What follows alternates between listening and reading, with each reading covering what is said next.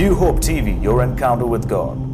Let's turn our Bibles to the book of Hebrews right now. और चलिए अपने Bible में निकालेंगे से इब्रानियों की पत्री में इस वक्त। So Hebrews chapter 12 and verse 1. तो निकालिए से इब्रानियों की पत्री उसका 12वां अध्याय उसका पहला वचन। It says, "Therefore we also, since we are surrounded by so great a cloud of witnesses, let us lay aside every weight and the sin which easily ensnares us, and let us run with endurance the race that is set before us." इस कारण जबकि गवाहों का ऐसा बड़ा बादल हमको घेरे हुए है, तो आओ हर एक रोकने वाली वस्तु और उलझाने वाले पाप को दूर करके वह दौड़ जिसमें हमें दौड़ना है धीरज से दौड़ें। The first thing over here, पहली चीज यहाँ it पर says we are surrounded by a cloud of witnesses. Bible में ऐसा लिखा है कि गवाहों के बादल के द्वारा हम घिरे हुए हैं। These are people who have died in the Lord and gone ahead before us. ये वे लोग हैं जो प्रभु में मर गए और हमारे पहले वो चले गए हैं। These are people who are in the glory realm और देखिए ये वे लोग हैं जो महिमा के आयाम में हैं along with the Lord, प्रभु के साथ। and they are sort of like a witness to our lives. और देखिए वे हमारी जिंदगी के लिए एक प्रकार के गवाह के रूप And में हैं। here the scripture says और देखिए वचन यहाँ कहता है that we need to run the race very, very carefully so that nothing hinders us from completing the race. और देखिए हमें अपनी जिंदगी की इस दौड़ को बड़ी गंभीरता से दौड़ना है ताकि कोई भी दूसरी चीज हमें इस दौड़ को दौड़ने से न रोक सके। They are seeing what we are going through. और देखिए वे देखते रहते हैं कि हम किस दौड़ से जा रहे हैं। Church, what is happening? How we are running the race for God. और कलीसिया देखिए क्या हो रहा है, किस तरह से हम परमेश्वर के लिए अपनी दौड़ को दौड़ रहे हैं। So don't you think you are alone? Heaven is watching you. Like in a stadium, you're running the race and people are cheering you on. People are encouraging you on. This what it means, the cloud of witnesses. तो देखिए आपको उत्साहित करना चाहते हैं, कभी भी ये मत मानिएगा कि आप अकेले हैं। नहीं, देखिए आप एक प्रकार की दौड़ को दौड़ रहे हैं और आप जैसे कि स्टेडियम में दौड़ रहे हैं और ये सभी जो गवाहों के बादल के रूप में लोग आपकी ओर देख रहे हैं। You know, our family members that have died in the Lord and gone ahead before us. और हमारे परिवार के वे लोग जो हमसे पहले प्रभु में मर गए और हमारे आगे चले गए। I believe they are part of the cloud of witnesses. और हमें पूरा यकीन है कि वे इस गवाह के बादल का हिस्सा हैं। So be encouraged. तो उत्साहित हो जाएं। Don't give up on that race. Don't give up on what God has called you to do. उस दौड़ पर हार न माने, जिस काम को करने के लिए परमेश्वर ने आपको बुलाया उसमें हार न माने। I wanted you to turn your Bibles with me to the book of Genesis chapter 8 right now. और चाहते हैं कि आप अपने बाइबल में निकालें इस समय उत्पत्ति की पुस्तक में उसका 8वां अध्याय। And let's go to verse 20. Yeah. उत्पत्ति का 8वां अध्याय और आइए पढ़ेंगे उसके 20वें वचन से। Now the flood is over और देखिए जल प्रलय यानी जो बाढ़ आया था वो खत्म हो चुका and था Noah and his family come out of the ark. और नूह और उसका परिवार जहाज में से बाहर आ What गए is the थे। first thing that Noah does? पहली चीज जो नूह करता है, Watch this. गौर करें। Verse 20. 20वां वचन। Then Noah built an altar to the Lord.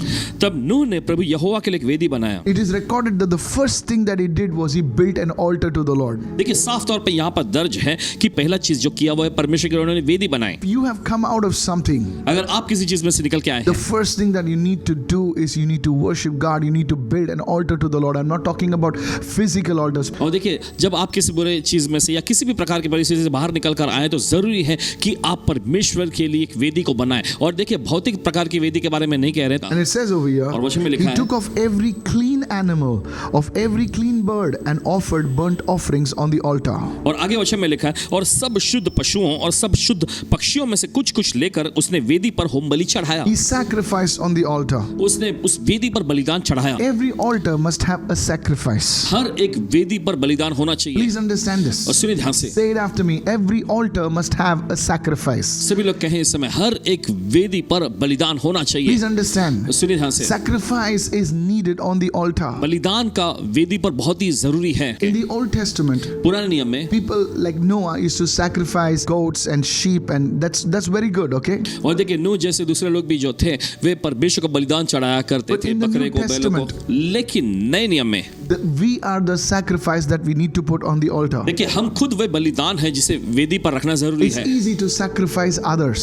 दूसरों को बलिदान करना बहुत I'm आसान not है। talking about killing yourself or something like that. I'm talking about laying yourself down before the Lord. You are that sacrifice that you lay on the altar. Maybe it's in prayer. Maybe it's living a lifestyle that is pleasing to the Lord. और देखिए किसी को बलिदान करना बहुत ही आसान है। देखिए हत्या करने या किसी का कत्ल No. करने के बारे में नहीं कह रहे, ध्यान से सुनिए। Yes. लेकिन यहाँ पर नए नियम में हम देखते हैं कि अपने अपने आप को खुद हम परमेश्वर के सामने बलिदान के चौट पे या फिर ऐसा कहें कि उसको समर्पित करते हैं। शायद हो सकता है ये प्रार्थना के विषय में हो या हो सकता है आपके जीवन शैली के विषय में हो। Go to Romans chapter 12 and verse 1. चलिए निकालेंगे इस समय रोमियो की पत्री उसका 12वां अध्याय उसका पहला वचन। Paul is writing to the Romans. He said, I beseech you therefore, brethren, इसलिए हे भाइयों मैं तुमसे विनती करता हूं by the mercies of God, परमेश्वर की दया स्मरण that दिलाकर you present your body as a living sacrifice. कि तुम अपने शरीरों को जीवित बलिदान करके चढ़ाओ। Present your body. अपने शरीर को पेश करो। Because you see, that's where most of the struggle lies. क्योंकि आप देखते हैं यहीं पर ज्यादातर संघर्ष सामने आता How है। should we offer our body? कैसे अपने शरीर को हमें चढ़ाना है? As a holy, acceptable to God, which is your reasonable service. पवित्र और परमेश्वर को भावता हुआ बलिदान करके चढ़ाना जो कि तुम्हारी आत्मिक सेवा है। So you see, this is a spiritual sacrifice on a spiritual altar.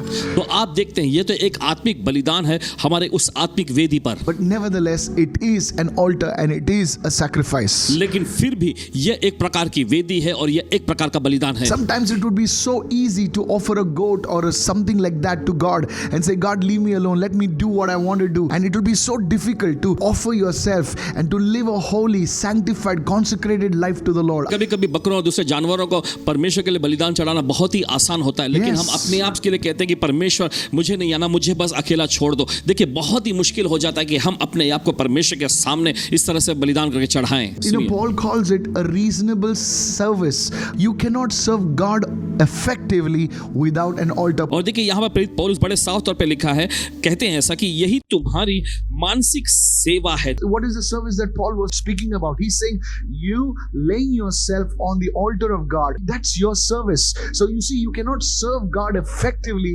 without an altar. तो देखिए यहाँ पर प्रेरित पौलुस ऐसा लिखते हैं कि तुम अपने आप को परमेश्वर के सामने वेदी पर चढ़ाते हो। देखिए ये एक प्रकार की मानसिक या यहाँ पर कहें आत्मिक सेवा है और बिना बलिदान देखिए वेदी पर बलिदान का होना जरूरी है। Do you want to serve God effectively? क्या आप प्रभावशाली तौर पर परमेश्वर की Do सेवा you करना want चाहते to हैं? worship God effectively? क्या आप परमेश्वर की आराधना करना चाहते हैं प्रभावशाली तौर पे? Then you must have a spiritual altar where you offer yourself daily to the Lord. तो जरूरी है कि आपके पास आत्मिक वेदी होनी चाहिए जहां पर आप परमेश्वर के सामने अपने आप को रोज चढ़ाते हैं। The Old Testament gives us secrets that we need to understand. देखिए पुराना नियम जो है हमारे सामने ऐसे रहस्यों को उजागर करते हैं जिससे हम समझ सकें And I want to share certain things which the Holy Spirit has taught me. और चाहते हैं कि आप इन बातों को कुछ खास बातों को समझे जो पवित्र आत्मा ने सिखाया है। Let's turn to Genesis 8 and verse 21. और चलिए निकालेंगे ऐसे उत्पत्ति का 8वां अध्याय उसके 21वें वचन में। And there you see that Noah has already offered a sacrifice to the Lord. और वहां पर हम देखते हैं कि नूह ने पहले ही परमेश्वर के वहां पर वेदी बनाकर उस पर बलिदान चढ़ाया। And it says, and the Lord smelled a soothing aroma. और वचन कहता है यहाँ पर कि प्रभु ने एक सुखदायक सुगंध को पाया। As soon as Noah offered that sacrifice on the altar, और जैसे ही नूह ने उस वेदी पर बलिदान को चढ़ाया the sacrifice went up to God as a sweet smelling aroma. और वो बलिदान परमेश्वर तक पहुंचा एक सुखदायक सुगंध के रूप। Now please understand this. अब मेहरबानी करके समझिए इसे। Animals were sacrificed on the altar, but God did not eat the animals. Hello, are you with me? और देखिए कि जानवरों को उस वेदी पर बलिदान करके चढ़ाया गया, लेकिन परमेश्वर ने देखिए उस जानवरों को खाया नहीं।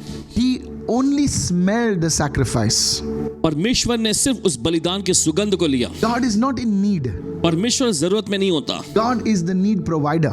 परमेश्वर जरूरतों का इंतजाम He करता is है। not hungry to eat. वो खाने के लिए भूखा नहीं है। The Bible says in the book of Psalm 50, और बाइबल कहती है भजन संहिता का अध्याय 50 में, He owns the cattle on 1,000 hills. और देखिए हजारों पहाड़ों पर के जो ऊंट सब जानवर उसी के हैं He is the owner. और वही मालिक है। But when we take of what God has given us लेकिन जब हम वो लेते जो परमेश्वर ने हमें दिया है and we offer it back to God, और हम उसे परमेश्वर को वापस चढ़ाते हैं, that becomes a sweet smelling aroma to God. और देखिए वही परमेश्वर के लिए एक सुखदायक सुगंध बन जाता है। This is an amazing thing that you must understand. ये एक अद्भुत चीज है जो आपको समझने की That's जरूरत why है। you see God doesn't need what we give. देखिए परमेश्वर जरूरत में नहीं होता है कि हम उसे दें। God doesn't become rich when we give to God's work. देखिए जब हम परमेश्वर के कामों के लिए योगदान करते हैं या अपनी भेंट देते हैं तो उससे परमेश्वर अमीर नहीं बन जाता। It's God who has given us that finances. It's God who has given us those possessions. ये परमेश्वर ही है जिसने हमें वो संपत्ति दी है। ये परमेश्वर ही है जिसने हमको वो पद और ओहदा दिया And when है। we give a portion of it back to the Lord, और जब उसमें से कुछ हिस्सा निकालकर हम परमेश्वर को वापस देते हैं, God smells it and accepts it. परमेश्वर उसकी सुगंध लेकर उसे अपना लेता है। You know, that's what's so powerful. और देखिए यही तो बहुत ही सामर्थ्यशाली Paul है। writes in the New Testament, प्रेरित पौलुस लिखते हैं नए नियम में, he says that your giving would become a sweet smelling fragrance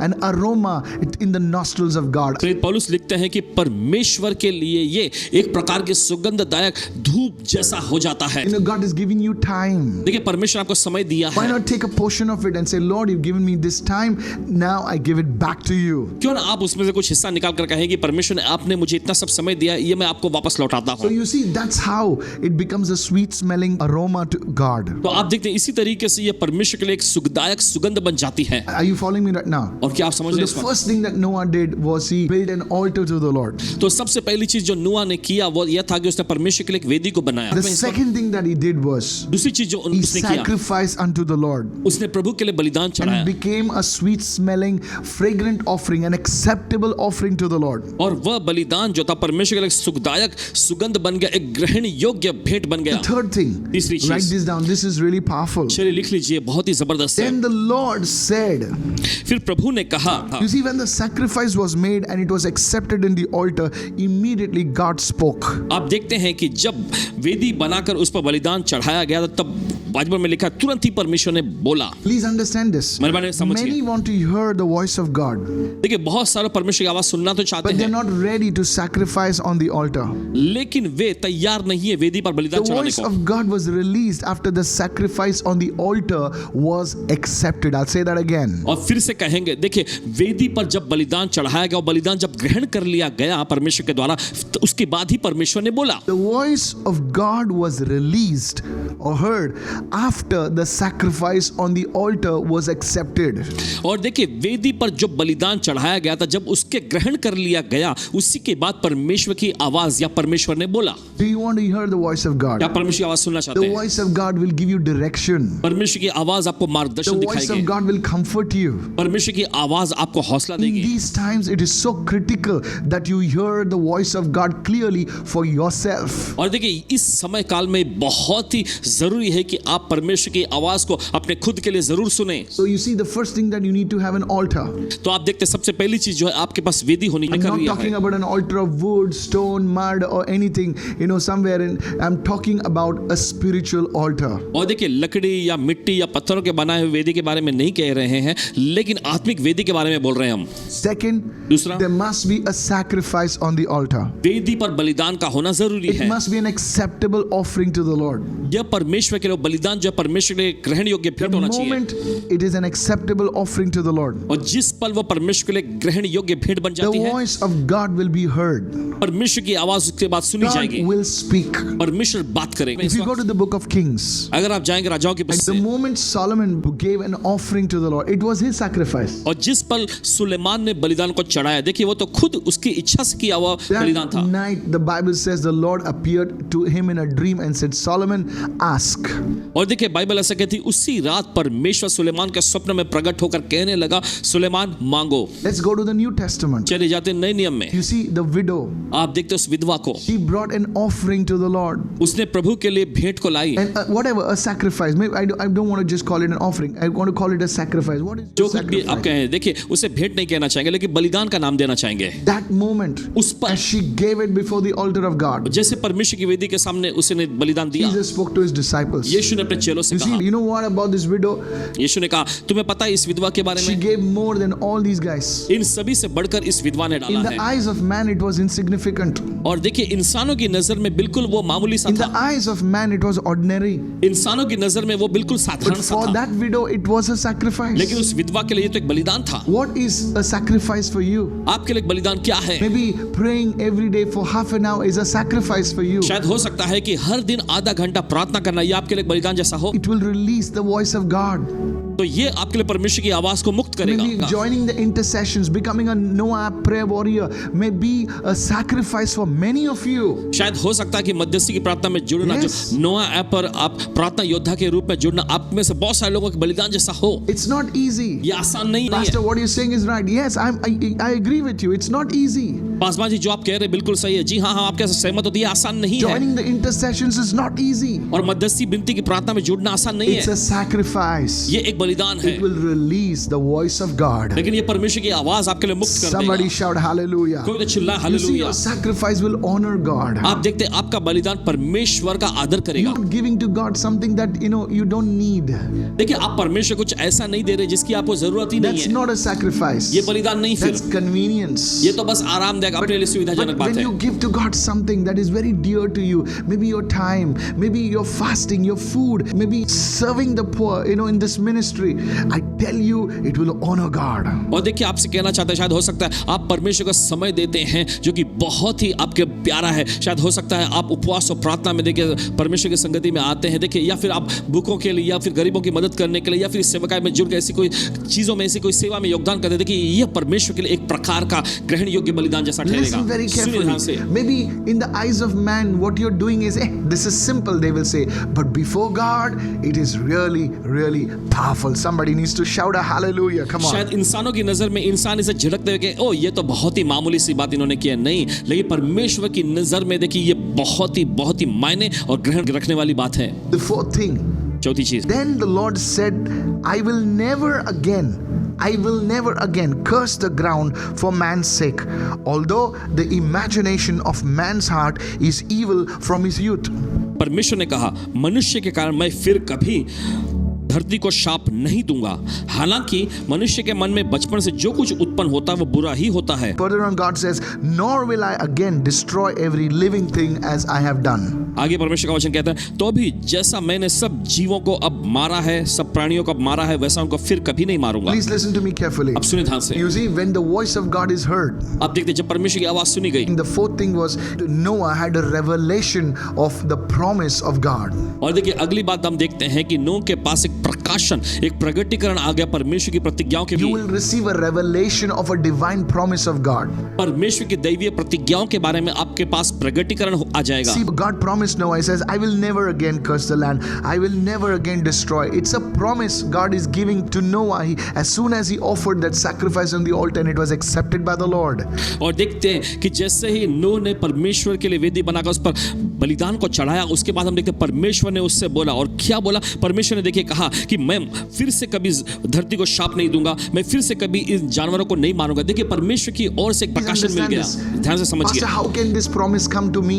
Paswan ji, कैसे ये प्रतिज्ञा मेरे पास आ This सकती है? promise can come to a person in any dimension और देखिए ये प्रतिज्ञाएं जो हैं किसी भी व्यक्ति के लिए किसी भी आयाम और स्तर तक आ सकती हैं through the spoken word. बोले गए वचन के जरिए। While the preaching is going on, while teaching is going on, a word may become so alive to you. और देखिए जब शिक्षण प्रचार किया जा रहा हो, वचन सुनाया जा रहा हो, वचन जो है आपके लिए एकदम जागृत हो जाता है, Or directly through the scriptures. या फिर सीधे वचन के जरिए आपके पास Through आएगा, a man of God या or फिर a woman of God. परमेश्वर Yes. के जरिए, परमेश्वर किसी महिला के द्वारा। The scripture is loaded with thousands of promises. और वचन जो है बाइबल में हजारों प्रतिज्ञाएं भरी हुई But हैं। when you bring that sacrifice on the altar of God and God accepts that sacrifice, something will become so alive. The word will become flesh to you. Are you with me right now? लेकिन जब आप परमेश्वर के लिए वेदी बनाकर उस पर बलिदान को चढ़ाते हैं तो देखिए परमेश्वर का वचन आपके लिए जी उठेगा, कुछ तो खास आपको पता चलेगा, प्रगटीकरण मिल जाएगा। John the apostle understood this. यूहन्ना प्रेरित ने इस बात को He समझा। said, and the word became flesh, became experience to us and dwelt amongst us, not far away, amongst us. You will literally feel the weight of His presence in your life. Church, I want to tell you this. I'm not talking about something wishy-washy. This is powerful. और Listen to this. उन्होंने इस तरह से कहा, प्रेरित यूहन्ना ने इस तरह से कहा कि वचन देहधारी हुआ, यानी कि वचन शरीर को उसने अपना लिया और फिर हमारे बीच में डेरा किया। देखिए आप इस तरह का अनुभव पा सकेंगे। ध्यान से सुनिए। Thank God for arguments about the word of God and things like that. परमेश्वर के वचन के प्रति या परमेश्वर के वचन के खिलाफ में बहसबाजी या वाद विवाद करना, ये सब ठीक है, चलो I understand that. समझ सकते There हैं। are some very learned people. क्योंकि कुछ बहुत ही शिक्षित और विद्वान लोग हैं, But I want to tell you लेकिन something. आपसे कुछ कहना चाहते It's better to have an experience rather than an argument. हैं। अच्छा होगा कि वाद विवाद या बहसबाजी करने के बजाय आप एक अनुभव को पालें। To debate about whether the tongues are not good or whatever X, Y, Z is good, but praise God for that. But you see, the real thing is the experience experience of it.